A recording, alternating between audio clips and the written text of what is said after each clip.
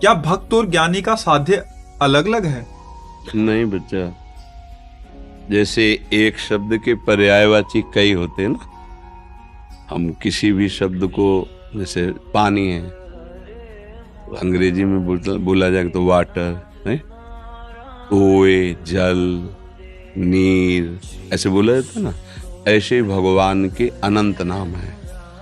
ज्ञान में उन्हें ब्रह्म कहा गया, आत्मा संबोधन किया गया, आत्मज्ञान, आत्मा। योगी जन उसी को परमात्मा बोलते हैं, भक्तजन उन्हीं को भगवान बोलते हैं। और चराचर जगत जिस भाव से उनको बसता है वही परम तत्व तो उसी भाव से उसको अनुभव में आता है। अब अभेदात्मक भक्ति और भेदात्मक भक्ति प्रायः दो भाव प्रधान लिए गए हैं। अभेद उपासना में, ज्ञान मार्ग में तत् त्वम असि, ये वेद का महावाक्य है। तत् वह, त्वम तुम, असि वही हो। अभेद। कैसे अभेद? 100 घड़े में एक सूर्य का प्रकाश पड़ रहा है तो सूर्य के दिखाई दे रहे हैं 100, पर सूर्य के हैं एक है। घड़ों के कारण सूर्य 100 भास रहा है नहीं, और 100 घड़े नष्ट कर दिए गए तो सूर्य कितने मरे, कितने बिगड़े? एक भी नहीं, वो एक। ऐसे वो एक परमात्मा अनंत शरीरों में, जड़ चैतन्य में उपस्थित है। अनंत, यही उसका योग का ऐश्वर्य है, अनंत रूपों में। अब उसे कोई राम, कोई कृष्ण, कोई देवी, कोई जो जिस भाव से माने वैसे ही वो उसके ज्ञान में, ध्यान में, अनुभव में आता है। अभेदात्मक भक्ति में तरंग समुद्र में लीन हो गई, नाम रूप दोनों खत्म हो गया। तरंग में क्या था? जल ही तो था, समुद्र ही तो उच्छलित हो रहा था। क्यों उच्छलित हो रहा था? क्योंकि वायु विकार था, इसलिए। बहुत ध्यान से सुनना, क्योंकि अध्यात्म का प्रश्न है ना आपका। जब वायु विकार हुआ तो समुद्र तरंग के नाम से जाना गया।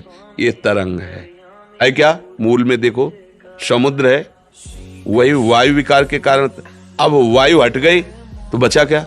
समुद्र ही तो बचा ना। तो बीच में क्या था? समुद्र ही तो था, केवल वायु विकार था ना। ऐसे ही अज्ञान के विकार के कारण हम अपने को प्रभु से अलग सत्ता मान ली।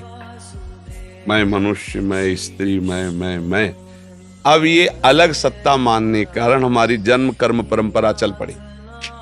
कभी दुर्गति, कभी शुभ गति, कभी अशुभ गति, इसी में भटक रहे हैं। अगर ये वायु विकार हटे, माया विकार हटे, तो बचा क्या? तो वो है कि अहम ब्रह्मास्मि, मैं ब्रह्म हूं। क्योंकि इसको लेकर थोड़ी मैं बोल रहा है, स्वरूप को लेकर। जब स्थूल शरीर, सूक्ष्म शरीर, कारण शरीर, तीनों से अज्ञान निवृत्त हुआ तो अपने स्वरूप का जब बोध हुआ तो क्या हुआ? ब्रह्म, मैं वही हूं। ये हुई अभेद, ये हुआ ज्ञान। समझ पाए? अब भक्ति में आते हैं, जिसे हम अंश कहते हैं भगवान का। तो एक टैंकर गंगा जल, एक लोटा गंगा जल, या एक चम्मच गंगा जल, उसे आप क्या बोलेंगे? गंगा जल। जितना अलग हिस्से में माना गया, पर है क्या वो? गंगा जल ही। तो आप ऐसा नहीं कह सकते कि एक चम्मच वाला गंगा जल नहीं है। समझ रहे ना? हम भगवान के अंश हैं। कब तक?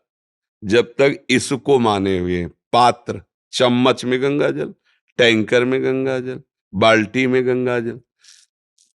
अंश रूप से मानना पात्रता के अनुसार हुआ, शरीर को लेके। और जहां शरीर का भाव हटा तो जानत तुम्हें वो भगवत स्वरूप हो जाता है। अब भगवत स्वरूप होकर ज्ञानी जन मुक्त हो जाते हैं और प्रेमी जन अपने आप से अपने आप की आराधना करके मगन रहते हैं।